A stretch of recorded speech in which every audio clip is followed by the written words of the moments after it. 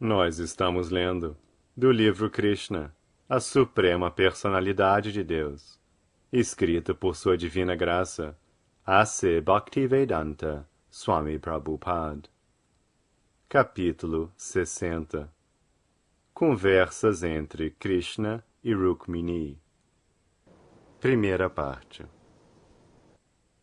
Certa vez, o Sr. Krishna, a Suprema Personalidade de Deus, o outorgador de todo conhecimento a todas as entidades vivas, desde Brahma até a formiga insignificante, estava sentado no quarto de Rukmini, a qual estava ocupada no serviço do Senhor, junto com suas criadas assistentes. Krishna estava sentado na cama de Rukmini, e as criadas estavam abanando com chamaras, abanadores de rabo de yak.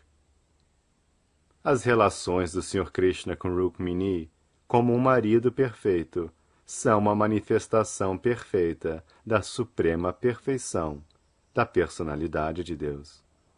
Há muitos filósofos que propõem um conceito da verdade absoluta, na qual Deus não pode fazer isto ou aquilo.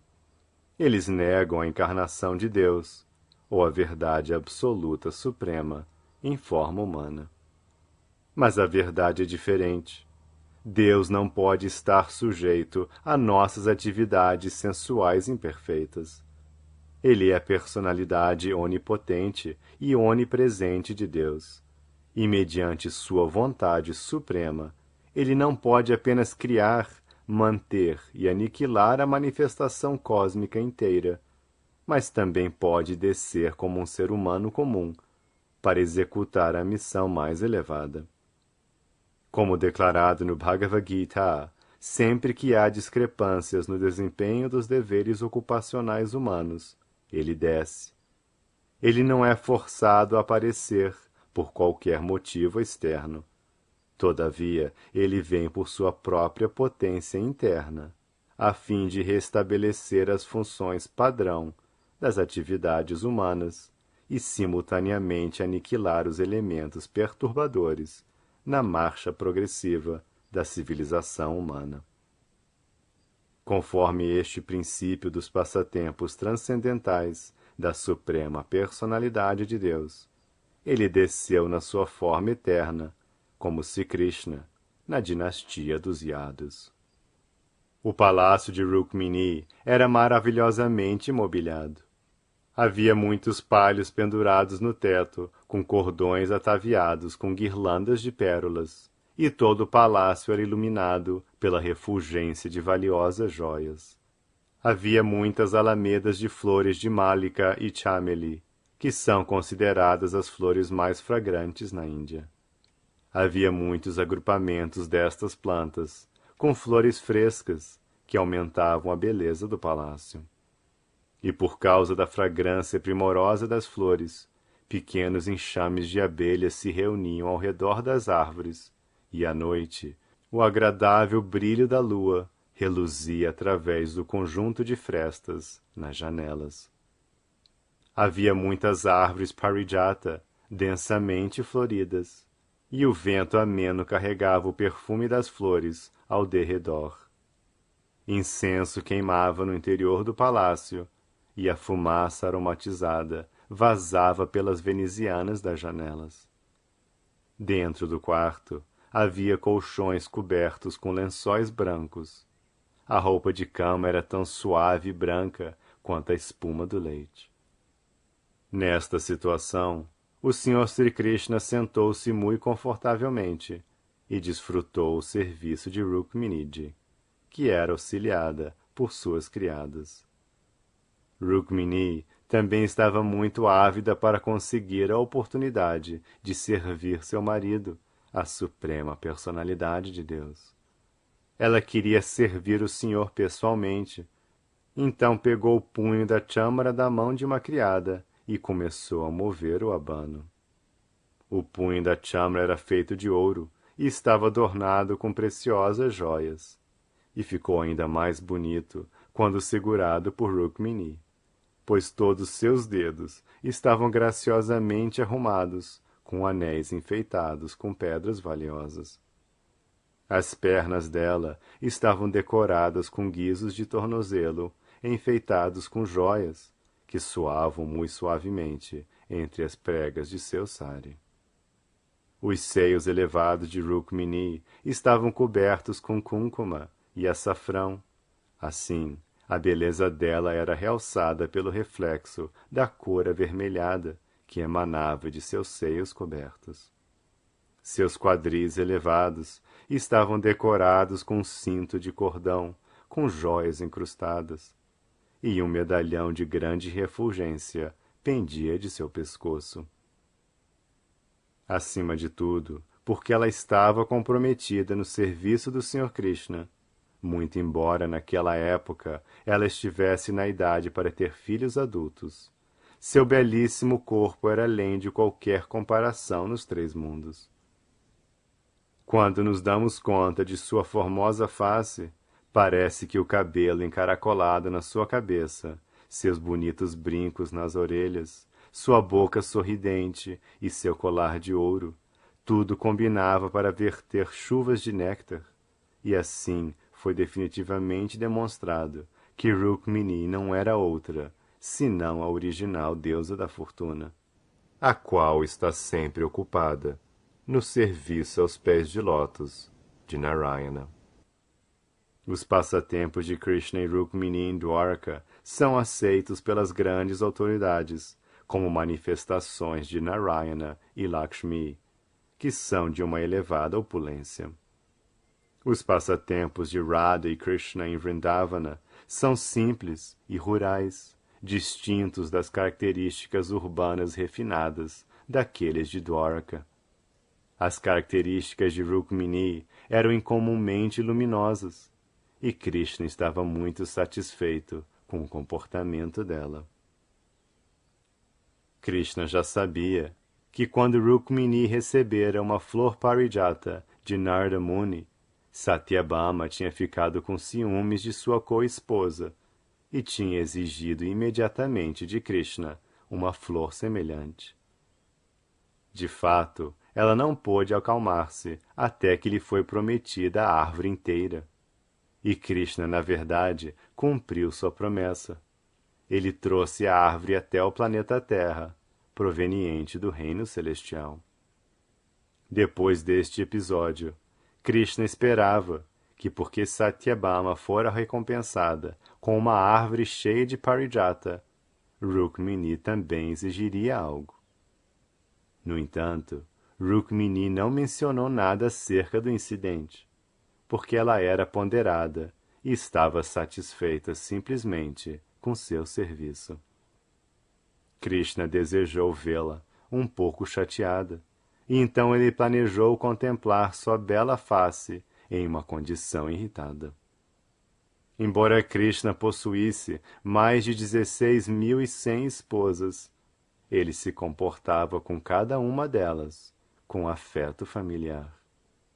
Ele criava uma situação particular entre ele e sua esposa, no qual a esposa o criticava, motivada pela irritação de amor, e Krishna desfrutava disso. Neste caso, porque Krishna não pôde achar nenhuma falha em Rukmini, porquanto ela era muito séria e sempre ocupada em seu serviço, ele risonhamente, com grande amor, começou a falar-lhe para provocar uma ira amorosa. Rukmini era filha do poderoso rei Bhishmaka. Por conseguinte, Krishna não se dirigiu a ela como Rukmini. Ele a chamou desta vez de princesa. Minha querida princesa, é muito surpreendente. Muitas grandes personalidades na ordem real desejavam desposá-la. Conquanto nem todos eles fossem reis, todos possuíam a opulência e riquezas da ordem real. Eles eram bem comportados, instruídos, famosos entre os reis, formosos em suas características físicas e qualificações pessoais, liberais, muito poderosos em força e avançados sob todos os aspectos. Eles não tinham qualquer imperfeição. Acima de tudo, seu pai e seu irmão não colocaram nenhuma objeção a tal matrimônio. Ao contrário, eles deram a palavra de honra deles, que você casaria com Shishupala. Realmente, o casamento foi sancionado por ambos seus pais. Shishupala era um grande rei, e estava tão luxurioso e enlouquecido por sua beleza, que se ele a tivesse desposado, acredito que ele teria sempre permanecido ao seu lado, como seu criado fiel. Em comparação a Shishupala, com as qualidades pessoais dele, eu não sou nada. E você pode perceber isto pessoalmente. Estou surpreso que tenha rejeitado o casamento com ele e tenha me aceito, que sou inferior em comparação a ele.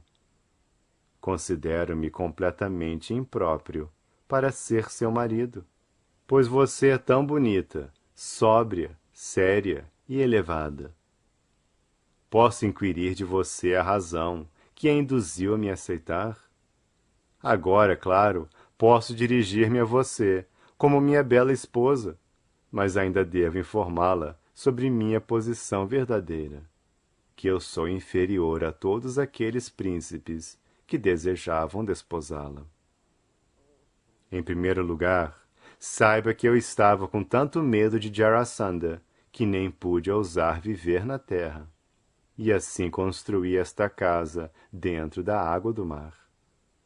Não é meu interesse revelar este segredo para os outros, mas você tem que saber que eu não sou muito heróico. Sou um covarde e temo meus inimigos. Ainda assim, não estou seguro, porque todos os grandes reis da terra são hostis a mim. Eu criei pessoalmente este sentimento de hostilidade, lutando com eles de muitas formas. Outra falha é que, embora esteja no trono de Dwarka, eu não tenho qualquer direito imediato. Conquanto eu tenha conquistado um reino, matando meu tio materno Kamsa, o reino deveria ir para meu avô. Então, de fato, eu não tenho posse alguma de um reino.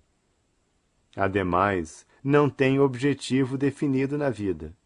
As pessoas não podem compreender-me muito bem. Qual é a meta última da minha vida? Eles sabem muito bem que eu era um vaqueirinho em Vrindavana. As pessoas esperavam que eu seguisse os passos de meu pai adotivo, Nanda Maharaj, e fosse fiel a Srimati Radharani e a todas suas amigas na aldeia de Vrindavana. Contudo, de repente, eu as deixei. Eu queria tornar-me um príncipe famoso. Todavia, eu não podia ter reino algum. Tampouco podia reger como um príncipe. As pessoas estão confusas sobre minha meta última de vida. Elas não sabem se eu sou um vaqueirinho ou um príncipe. Se eu sou filho de Nanda Maharaj ou filho de Vasudeva. Porque não tenho nenhuma meta fixa na vida. As pessoas talvez me chamem de vagabundo. Então estou surpreso que você pôde escolher tal marido, vagabundo. Além disso, não sou muito polido, até mesmo em etiqueta social. A pessoa deveria se satisfazer com uma esposa. Mas você vê que eu casei muitas vezes e tenho mais de 16.000 esposas. Não posso agradar a todas como um marido gentil. Meu comportamento com elas não é muito agradável, e eu sei que você está muito consciente disso. Eu às vezes crio uma situação com minhas esposas em que elas não ficam muito contentes. Porque fui educado numa aldeia em minha infância, não estou bem familiarizado com a etiqueta da vida urbana. Não conheço a maneira para agradar uma esposa com palavras e comportamento meigos. E da experiência prática, confirma-se que qualquer mulher que siga meu caminho, ou seja atraída por mim, permanece chorando pelo resto de sua vida.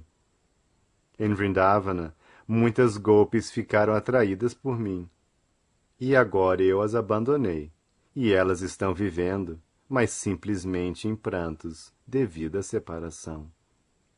Fui informado por Akrura e Uddhava que desde que eu deixei Vrindavana, todos meus amigos vaqueirinhos, as Gopis e Radharani, e meu pai adotivo Nanda Maharaj, simplesmente estão chorando constantemente por mim.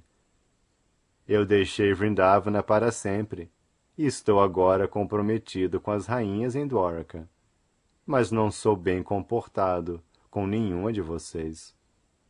Em consequência, você pode facilmente entender que eu não tenho nenhuma firmeza de caráter. Não sou um marido muito fidedigno. O resultado final de ser atraído a mim é apenas adquirir uma vida de privações. Minha querida e formosa princesa, saiba também que eu estou sempre desprovido de recursos. Logo após meu nascimento, fui levado sem recursos materiais para a casa de Nanda Maharaj, e fui criado apenas como um vaqueirinho. Embora meu pai adotivo possuísse muitas centenas de milhares de vacas, eu não era o proprietário nem sequer de uma delas. Eu simplesmente recebi o encargo de cuidar delas e apacentá-las, mas não era o proprietário. Aqui também eu não sou o proprietário de coisa alguma, e estou sempre sem recursos. Não há nenhuma razão para lamentar por tal condição de pobreza. Eu não possuía coisa alguma no passado, assim porque eu deveria lamentar por não ter coisa alguma agora. Você também pode notar que meus devotos não são muito opulentos. Eles também são muito pobres em bens mundanos. As pessoas que são muito ricas e possuem riqueza mundana não estão interessadas em devoção por mim, ou consciência de Krishna. Pelo contrário, quando uma pessoa fica sem dinheiro, à força ou através das circunstâncias, ela pode se interessar por mim, se ela conseguir a oportunidade apropriada. As pessoas que são orgulhosas das suas riquezas, até mesmo se lhes for oferecida associação com meus devotos, não tiram proveito da consciência de mim. Em outras palavras, a classe mais pobre de homens pode ter um pouco de interesse em mim. Todavia, os homens ricos não têm nenhum interesse. Por conseguinte, eu julgo que sua escolha da minha pessoa não foi muito inteligente.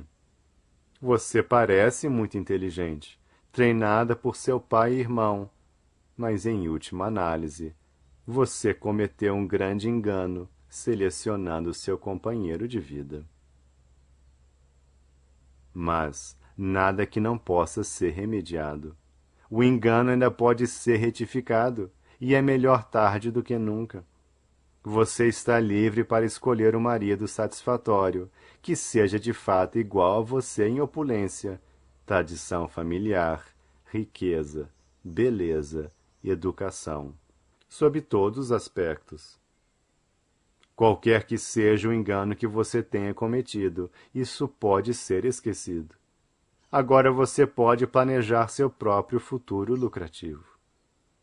Normalmente, uma pessoa não estabelece uma relação matrimonial com uma pessoa que seja superior ou inferior à posição dela. Minha querida filha do rei de Vidarbha, penso que você não ponderou muito sagazmente antes de seu matrimônio. Assim, fez uma escolha errada, selecionando-me como seu marido. Você ouviu falar erradamente sobre o meu caráter muito exaltado, embora, na verdade, eu não passe de um mendigo. Sem me ver e saber da minha posição verdadeira, simplesmente por ouvir falar de mim, você me escolheu como seu marido. Esta não foi uma escolha muito sensata. Então, desde que é melhor tarde do que nunca, aconselho-a que você pode agora selecionar um dos grandes príncipes Kshatriyas e aceitá-lo como companheiro de sua vida, e pode rejeitar-me. Krishna estava propondo que Rukmini se divorciasse dele, numa época em que ele já estava com muitos filhos adultos. Portanto, toda a proposição de Krishna pareceu ser algo inesperado, porque, de acordo com a cultura védica, não havia tal coisa como a separação de marido e esposa através de divórcio. Tampouco era possível para Rukmini escolher um marido novo em sua idade avançada, quando ela tinha muitos filhos casados. Para Rukmini, todas essas propostas de Krishna pareceram loucas, e ela surpreendeu-se que Krishna pudesse dizer tais coisas. Simples como era, sua ansiedade estava aumentando cada vez mais com o pensamento de separação de Krishna. Afinal de contas, Krishna continuou, você deve se preparar para a sua próxima vida. Portanto, aconselho-a a escolher alguém que possa auxiliá-la nesta vida e na próxima, pois sou completamente incapaz de ajudar. Minha querida bela princesa, saiba que todos os membros da ordem principesca, inclusive Shishupala, Shalva, Jarasandha, Dantavakra e até mesmo seu irmão mais velho Rukmi, são meus inimigos. Eles não gostam absolutamente de mim. Eles me odeiam do fundo do coração. Todos estes príncipes eram excessivamente orgulhosos com suas posses mundanas e não se importavam nem um pouco com quem quer que chegasse até eles. Para ensinar-lhes algumas lições, eu concordei em raptá-la de acordo com seu desejo. Caso contrário, na verdade, não tenho amor algum por você, embora você tenha me amado mesmo antes do casamento. Como já expliquei, não sou muito ligada à vida familiar, ou ao amor entre marido e mulher. Por natureza, não sou muito apaixonado por vida familiar, esposa, filhos, casa e opulências. Como meus devotos estão sempre desprezando todas estas posses mundanas, eu também não gosto disto. De fato, estou interessado em autorrealização. Isso me dá prazer, e não esta vida de família. Depois de submeter sua declaração, o Sr. Krishna parou de repente.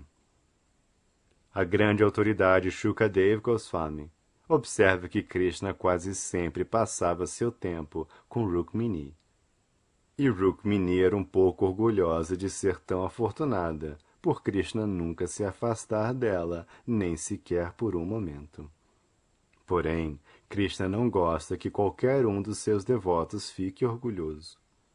Assim que um devoto se torna assim, por alguma tática, ele reduz aquele orgulho. Também neste caso, Krishna disse muitas coisas que eram duras para Rukmini ouvir. Ela só podia concluir que, conquanto ela estivesse orgulhosa de sua posição, Krishna poderia se separar dela a qualquer momento. Rukmini estava consciente de que seu marido não era um ser humano comum. Ele era a suprema personalidade de Deus, o mestre dos três mundos. Pela maneira que ele estava falando, ela temia se separar do Senhor, porque ela jamais ouvira tais palavras severas de Krishna antes. Por conseguinte, ela ficou desconcertada, com medo da separação, e seu coração começou a palpitar. Sem responder com uma palavra sequer às declarações de Krishna, ela simplesmente chorou com grande ansiedade, como se estivesse afogando-se em um oceano de pesar. Ela silenciosamente arranhou o chão com as unhas do dedão do pé, o qual refletia uma luz avermelhada no chão. As lágrimas dos seus olhos misturaram-se com o negro unguento cosméticos das suas pálpebras e rolaram abaixo, lavando o cúncuma e o açafrão dos seus seios. sufocada por causa da grande ansiedade, impossibilitada de falar uma palavra sequer. Ela manteve sua cabeça baixa e permaneceu de pé como uma vara. Devido ao medo extremamente doloroso e à lamentação, ela perdeu toda sua capacidade de raciocínio e enfraqueceu-se. Seu corpo perdeu tanto peso que os braceletes em seus pulsos ficaram frouxos. A chamara com a qual ela estava servindo Krishna caiu imediatamente da sua mão.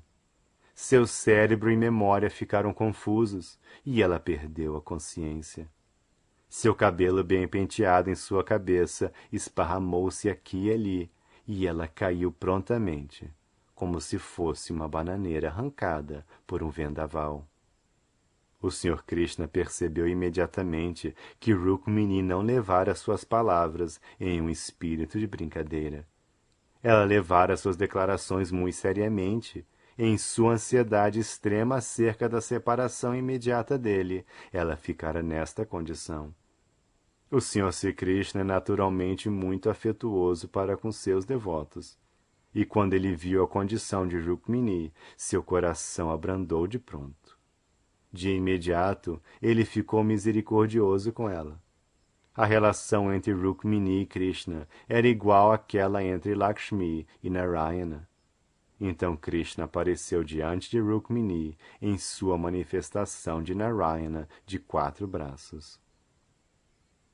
Ele levantou-se da cama, a ergueu pelas mãos e, colocando suas mãos refrescantes na face dela, alisou seu cabelo. O Sr. Krishna secou os seios molhados de Rukminiji com sua mão.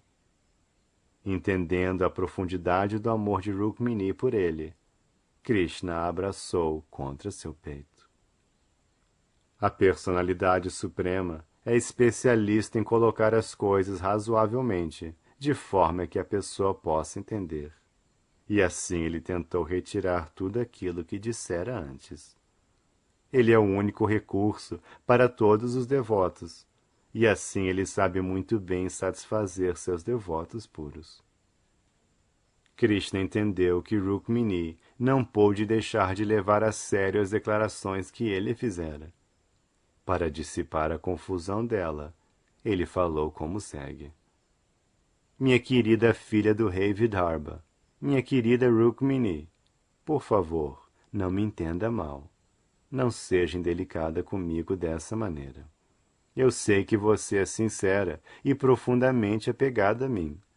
Você é minha companheira eterna. As palavras que a afetaram tanto não são verdadeiras. Eu desejei irritá-la um pouco e estava esperando que você retrucasse essas palavras engraçadas. Infelizmente, você as levou a sério. Estou muito arrependido por isso. Esperei que seus lábios vermelhos tremessem com raiva quando ouvisse minha declaração e que me castigaria com muitas palavras. Ó perfeição do amor, nunca pensei que você fosse ficar assim. Esperei que lançasse seu olhar pestanejante sobre mim por vingança, e eu pudesse assim ver sua belíssima face naquele humor de ira. Minha querida e formosa esposa, você sabe que por sermos donos de casa, estamos sempre ocupados em muitos assuntos domésticos, e que passa longuíssimo tempo até que possamos desfrutar algumas palavras divertidas entre nós. Este é o maior proveito da vida doméstica. Na verdade, os donos da casa trabalham arduamente dia e noite, mas toda a fadiga do trabalho do dia é minimizada assim que o marido e mulher se encontram e juntos desfrutam a vida. O Sr. Krishna quis se exibir como sendo um dono de casa comum, o qual se deleita trocando palavras jocosas com sua esposa. Portanto, ele pediu reiteradas vezes para que Rukmini não tomasse essas palavras muito seriamente. Dessa maneira, quando o Sr. Krishna apaziguou Rukmini com suas doces palavras, ela pôde entender o que ele dissera anteriormente não fora de fato algo sério, mas fora falado para evocar um pouco de prazer jocoso entre eles. Por conseguinte, ela se acalmou ao ouvir as palavras de Krishna. Aos poucos, ela livrou-se de todo o medo de separação dele e começou a olhar seu rosto de uma forma bem animada, com sua face naturalmente sorridente. Ela disse: Meu querido senhor dos olhos de lótus, sua declaração de que nós não somos uma combinação adequada está completamente certa. Não é possível que eu chegue a um nível igual ao seu, porque você é o reservatório de todas as qualidades, a personalidade suprema ilimitada de Deus. Como posso ser um partido apropriado para você? Não há qualquer possibilidade de comparação consigo, que é o mestre de toda a grandeza, o controlador das três qualidades e o objeto de adoração para grandes semideuses, como Brahma e o Sr. Shiva. Quanto a mim, sou um produto dos três modos da natureza material, que impedem o avanço progressivo do serviço devocional. Quando e onde posso ser um partido adequado para você? Meu querido marido, você disse acertadamente que se abrigou na água do mar, como se tivesse medo dos reis. No entanto, quem são os reis deste mundo material? Eu não penso que as pretensas famílias reais sejam os reis do mundo material. Os reis do mundo material são os três modos da natureza material, que de fato controlam tudo. Você está situado no fundo do coração de todos, onde permanece completamente indiferente à influência dos três modos da natureza material, e não há nenhuma dúvida quanto a isto. Você diz que sempre mantém inimizade com os reis mundanos. Mas quem são os reis mundanos? Considero que os reis mundanos são os sentidos. Eles são muito formidáveis e controlam todo o mundo. Certamente você mantém inimizade com estes sentidos materiais. Você nunca está sob o controle dos sentidos. Ao contrário, você é o controlador dos sentidos, Rishikesha.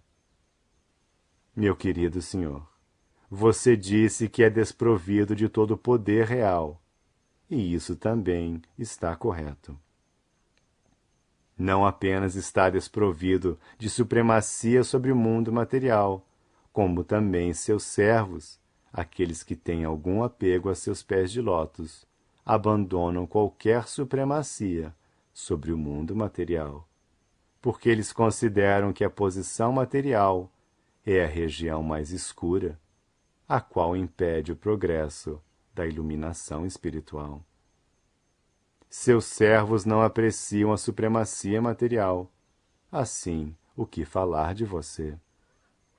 Meu querido senhor, sua declaração de que você não age como uma pessoa comum, com uma meta definida na vida, também está perfeitamente correta. Até mesmo seus grandes devotos e servos, conhecidos como os grandes sábios e pessoas santas, permanecem em tal estado que ninguém pode obter qualquer indício quanto ao objetivo de suas vidas. A sociedade humana os considera loucos e misantrópicos. A meta de suas vidas é um mistério para o ser humano comum. Os mais baixos do gênero humano não podem conhecer nem a você, nem a seus servos. Um ser humano contaminado não pode sequer imaginar seus passatempos e de seus devotos.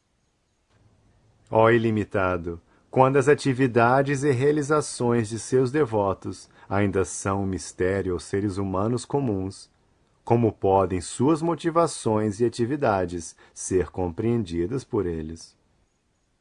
Todos os tipos de energias e opulências estão comprometidas em seu serviço, mas ainda assim elas repousam em seu abrigo. Você descreveu a si próprio como desprovido de recursos materiais. Mas esta condição não é nenhuma pobreza. Visto que não há nada na existência senão você, não é necessário você possuir coisa alguma, pois você é tudo. Ao contrário dos outros, você não precisa adquirir coisa alguma alheia a si próprio. Consigo, todas as coisas contrárias podem ser ajustadas, pois você é absoluto. Você não possui nada, mas ninguém é mais rico do que você. No mundo material, ninguém pode ser rico sem possuir. Uma vez que sua onipotência é absoluta, você pode ajustar a contradição de nada possuir e, ao mesmo tempo, ser o mais rico. Nos Vedas é declarado que, embora você não tenha mãos e pernas materiais, você aceita tudo que seja oferecido em devoção pelos devotos. Você não tem olhos e ouvidos materiais, mas ainda assim pode ver e ouvir tudo, em todos os lugares. Conquanto não possua nada, os grandes semideuses, que aceitam orações e adorações dos outros, vêm e adoram-no para solicitar sua misericórdia. Como pode ser categorizado entre os pobres? Meu querido senhor, você também declarou que a parte mais rica da sociedade humana não o adora. Isso também está correto, porque pessoas que são orgulhosas em virtude das posses materiais pensam em utilizar sua propriedade para o gozo dos sentidos. Quando um homem afligido pela pobreza torna-se rico, ele faz um programa para o gozo dos sentidos, devido à sua ignorância de como utilizar seu dinheiro arduamente ganho. Sob o feitiço da energia externa, ele pensa que seu dinheiro é empregado corretamente em gozo dos sentidos. E assim ele negligencia seu serviço transcendental. Meu querido senhor, você declarou que as pessoas que não possuem nada são muito queridas a você. Renunciando a tudo, seu devoto só quer possuí-lo. Então, eu vejo que um grande sábio como Narada Muni, que não possui nenhuma propriedade material, ainda é muito querida a você. E tais pessoas não querem nada, senão sua onipotência. Meu querido senhor, você declarou que um casamento entre pessoas da mesma posição social, beleza, riquezas, força, influência e renúncia pode ser uma combinação satisfatória. Não obstante, estas condições de vida são possíveis apenas por sua graça.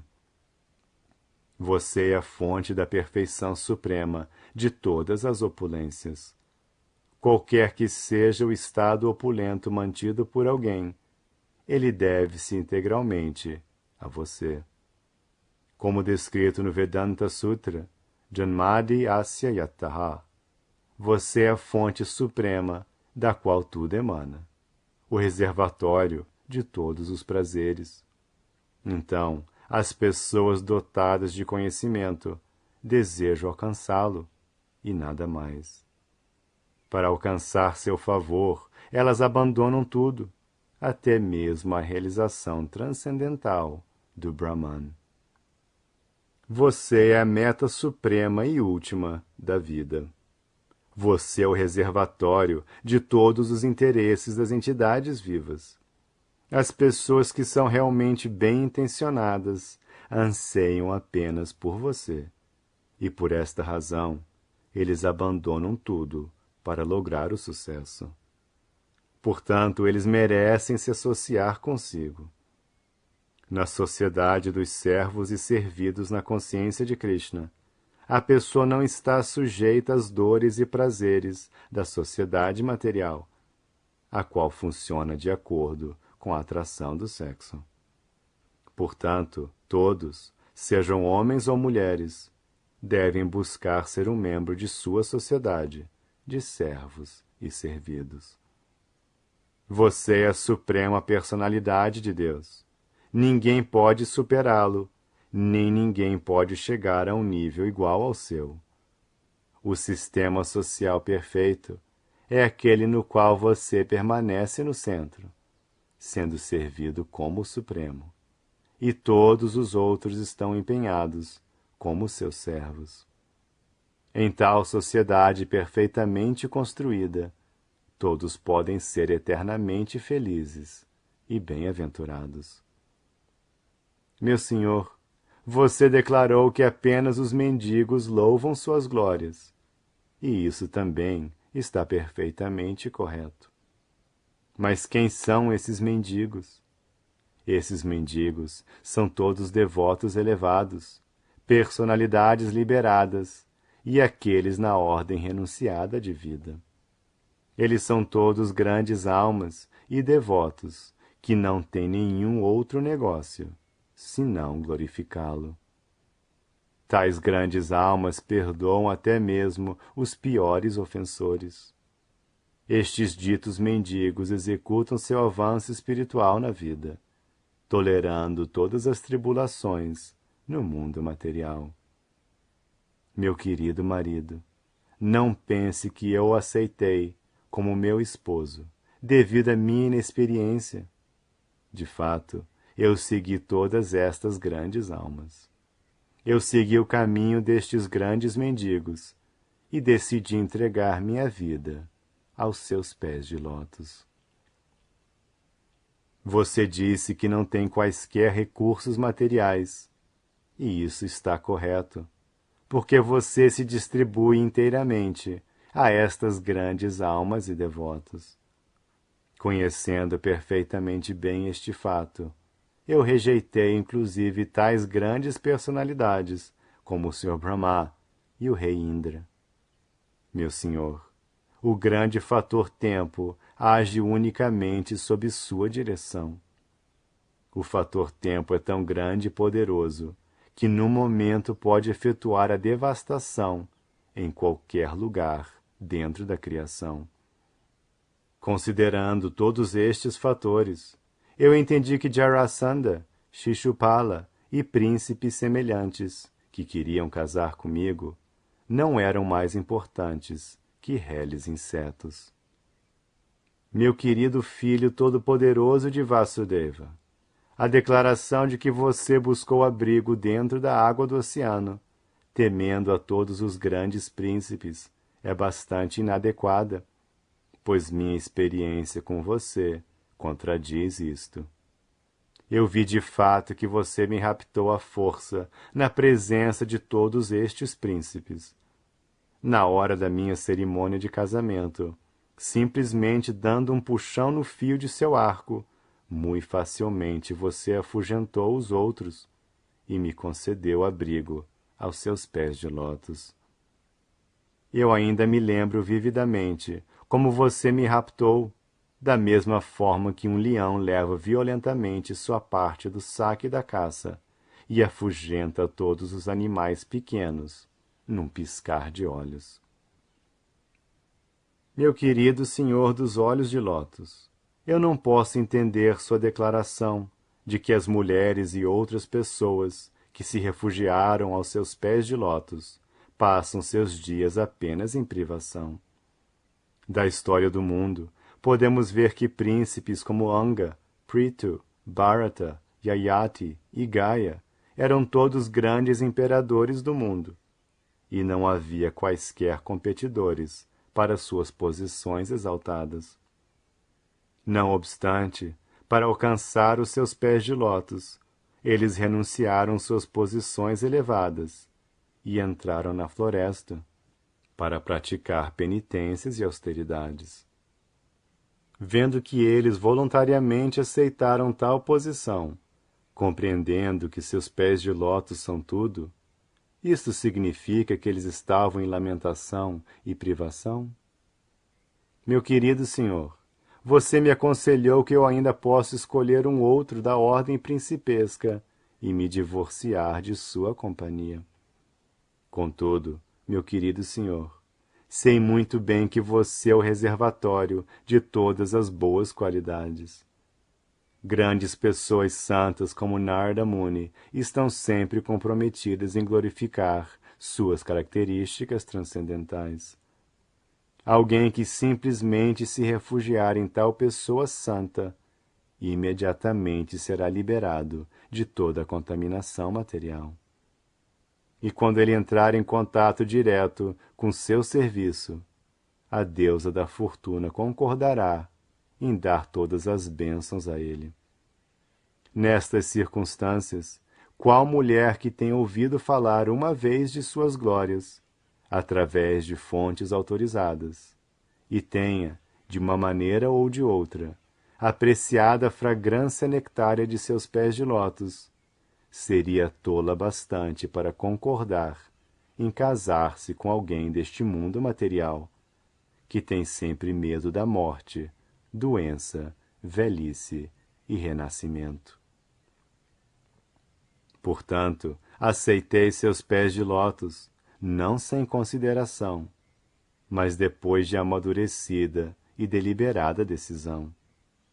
Meu querido senhor, você é o mestre dos 3 mundos.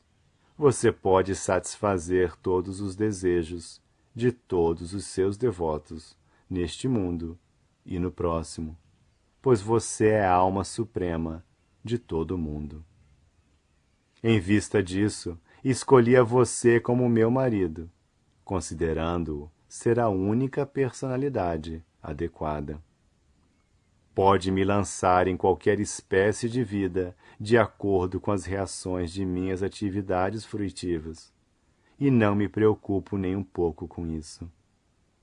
Minha única ambição é que eu sempre possa permanecer próxima a seus pés de lótus, porque você pode libertar seus devotos da existência material ilusória e está sempre preparado para se dar aos seus devotos.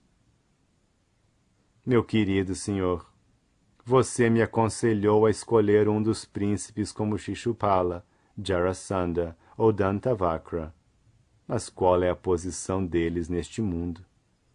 Eles estão sempre ocupados em árduo trabalho para manter a vida doméstica, exatamente como os touros, que trabalham arduamente dia e noite com uma máquina de prensar óleo. Eles são comparados a asnos, bestas de carga. Eles são sempre desonrados como cães, e são iguais a gatos avarentos. Eles se venderam como escravos às suas esposas. Qualquer mulher desafortunada que nunca ouviu falar de suas glórias pode aceitar tal homem como marido dela. Todavia, uma mulher que ouviu sobre você, que é louvado não apenas neste mundo, mas no meio dos grandes semideuses, como o Sr. Brahma e o Sr. Shiva, não aceitará a nenhum outro, senão a você, como seu esposo. Um homem dentro deste mundo material é meramente um corpo morto. Na verdade, superficialmente, a entidade viva é coberta por este corpo, que é nada mais que uma bolsa de pele decorada, com uma barba e bigode, pelos no corpo, unhas nos dedos e cabelos na cabeça.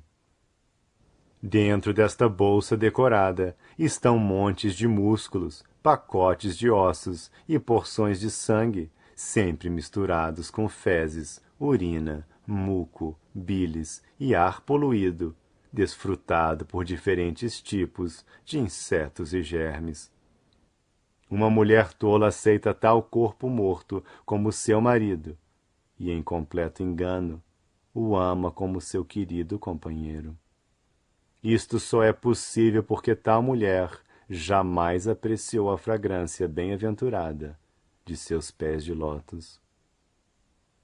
Meu querido marido de olhos de lótus, você é autossatisfeito. Você não se preocupa se não sou bonita ou qualificada. Não está absolutamente preocupado com isto. Então seu desapego a mim não é surpresa. É bastante natural. Você não pode ser apegada a mulher alguma, por mais exaltada e bela que seja. Quer tenha apego a mim ou não, possam minha devoção e atenção estar sempre empenhadas aos seus pés de lótus. O modo material da paixão também é sua criação. Assim, quando você apaixonadamente olha para mim, eu aceito isto como o maior benefício de minha vida. Eu só ambiciono tais momentos auspiciosos. Depois de ouvir a declaração de Rukmini e sua explicação de cada e toda palavra que utilizara para despertar a ira dela de amor por ele, Krishna dirigiu-lhe as seguintes palavras: Minha querida e casta esposa, minha querida princesa, eu esperei tal explicação de sua parte, e só para este propósito falei todas essas palavras jocosas, de forma que você pudesse ser enganada em relação ao verdadeiro ponto de vista.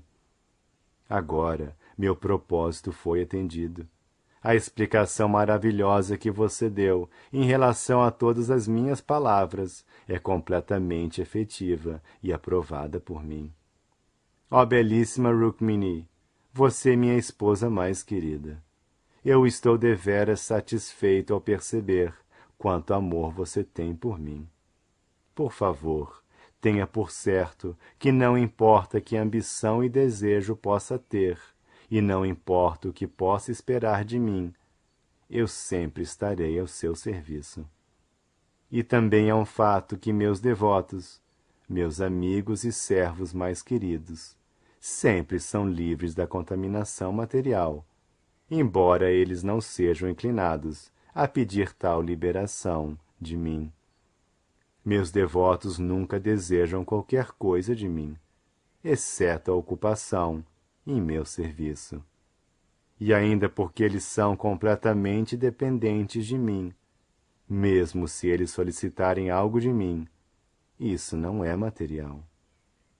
Tais ambições e desejos, em vez de se tornarem a causa de escravidão material, se tornam a fonte de liberação deste mundo material. Minha querida, impoluta e piedosa esposa, eu testei, com base na rígida castidade, seu amor por seu marido, e você passou no exame com êxito. Eu a provoquei de propósito, proferindo muitas palavras não aplicáveis ao seu caráter. Mas estou surpreso ao ver que nem sequer um átomo de sua devoção por mim se desviou de sua posição fixa. Minha dileta esposa, eu sou o outorgador de todas as bênçãos, até mesmo ao nível da liberação deste mundo material. E apenas eu posso interromper a continuação da existência material e chamar alguém de volta para o lar, de volta para o Supremo. Alguém cuja devoção por mim seja adulterada, adora-me em troca de algum benefício material, só para se manter no mundo da felicidade material, culminando no prazer da vida sexual. Alguém que se empenha em severas penitências e austeridades, só para atingir esta felicidade material, está certamente sob a ilusão de minha energia externa. Pessoas que simplesmente estão comprometidas em meu serviço devocional, com a finalidade de lucro material e gozo dos sentidos, são certamente muito tolas, pois a felicidade material, baseada na vida sexual, está disponível nas espécies mais abomináveis de vida, como os porcos e cães. Ninguém deveria tentar aproximar-se de mim, objetivando tal felicidade, a qual está disponível, até mesmo se a pessoa for posta em uma condição infernal de vida. Então, é melhor para quem busca a felicidade material, e não a mim, permanecer naquela condição infernal. A contaminação material é tão forte que todo mundo está trabalhando arduamente, dia e noite, em busca de felicidade material. A exibição de religião, austeridades, penitências, humanitarismo, filantropia, política, ciência, tudo é objetivado a se oferir algum benefício material. Para o sucesso imediato de benefício material, as pessoas materialistas geralmente adoram os diversos semideuses, e sob o feitiço das propensões materiais, elas às vezes assumem o serviço devocional do Senhor. No entanto, às vezes acontece que se alguém serve o Senhor sinceramente e ao mesmo tempo mantém ambições materiais, o Senhor remove as fontes de felicidade material muito amavelmente. Não achando nenhum amparo na felicidade material, o devoto então se ocupa absolutamente no serviço devocional puro. O Sr. Krishna continuou: Minha querida e melhor das rainhas, percebo claramente que você não tem nenhuma ambição material. Seu único propósito é me servir. E por muito tempo você tem se ocupado em serviço devocional imaculado. Este serviço devocional imaculado e exemplar não apenas pode conceder ao devoto liberação deste mundo material, como também promovê-lo ao mundo espiritual, de forma que ele se ocupe eternamente em meu serviço. As pessoas excessivamente viciadas em felicidade material não podem prestar tal serviço. Mulheres cujos corações são poluídos e cheios de desejos materiais planejam vários meios de gozo dos sentidos, enquanto exteriormente mostram ser grandes devotas. Minha querida e honrada esposa, conquanto eu tenha milhares de esposas, não acredito que alguma delas possa me amar mais que você. A prova prática de sua extraordinária posição é que você nunca tinha me visto antes de nosso casamento. Só tinha ouvido falar de mim, de uma terceira pessoa, e ainda assim sua fé em mim foi tão fixa que até mesmo na presença de muitos homens qualificados, ricos e formosos da ordem real, você não preferiu nenhum deles como seu marido. Todavia teimou em me ter como esposo. Você desprezou todos os príncipes presentes e muito educadamente enviou-me uma carta confidencial, convidando-me a raptá-la. Enquanto eu a raptava, seu irmão Rukmi protestou violentamente e lutou comigo. Como resultado da luta, eu o derrotei sem clemência e desfigurei o corpo dele. Na hora do casamento de Aniruddha, quando estávamos todos jogando xadrez, houve uma outra disputa com seu irmão Rukmi em um ponto verbal controverso. E meu irmão mais velho Balarama, por fim, o matou. Fiquei surpreso ao ver que você não articulou sequer uma palavra de protesto sobre este incidente. Devido à sua grande ansiedade de que viesse a se separar de mim, você sofreu todas as consequências sem falar uma palavra.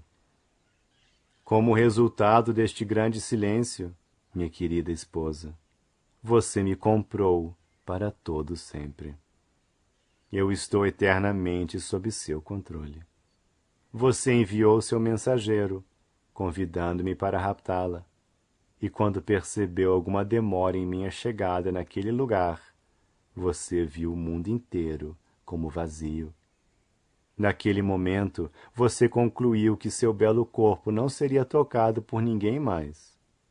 Então, pensando que eu não viria, você decidiu cometer suicídio e por fim imediato aquele corpo. Minha querida Rukmini, tal grande e exaltado amor por mim permanecerá sempre dentro da minha alma. Quanto a mim, não está dentro do meu poder recompensá-la por sua devoção pura a mim. A suprema personalidade de Deus, Krishna, certamente não tem qualquer interesse em ser o marido, o filho ou o pai de quem quer que seja, pois tudo pertence a ele e todos estão sob seu controle. Ele não necessita da ajuda de ninguém para sua satisfação. Ele é Atmarama, autossatisfeito. Ele pode obter todo o prazer por ele mesmo, sem o auxílio de ninguém. Contudo, quando o Senhor desce para encenar o papel de um ser humano, ele representa o papel, quer como marido, filho, amigo ou inimigo, com plena perfeição.